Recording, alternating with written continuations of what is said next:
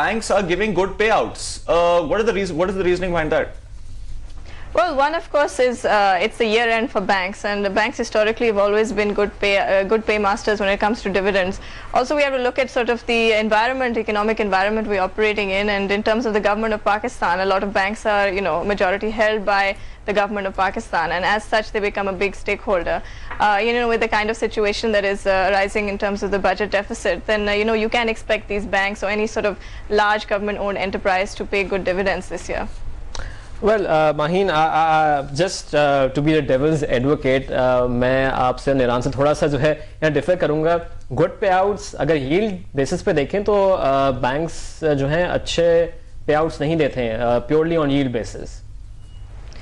Well, that's right, but then banks have also seen some appreciation in the stock price as well, and I think most of the payouts that we've seen are pretty much in line with what they have done on a historical basis, both in terms of bonus issues and also in terms of cash payouts. I think what we really need to reflect on in terms of the banking sector performance is where did the top lines come in, because yes, we've seen a big provisioning hit, and that's something I think much of the market was expecting, but really how did core earnings perform for banks over this year, and in that regard, I think HBL, was met most analysts' expectations in terms of core earnings, but I think UBL had a little bit of a slowdown in the top line, which I think is more relevant to look at. Yeah, that was my next question, Maheen.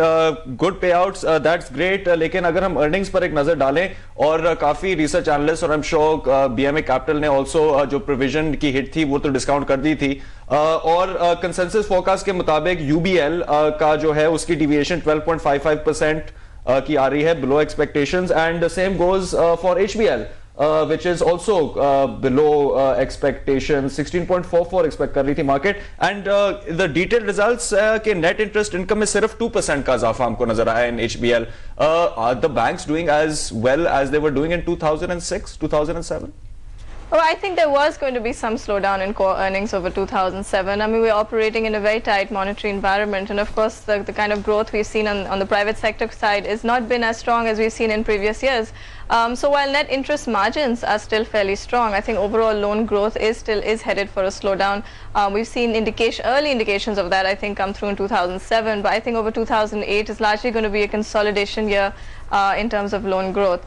So I think HBL reported in line as far as sort of markup income went or core income went, but I think UBL was a little lower than what most people were forecasting.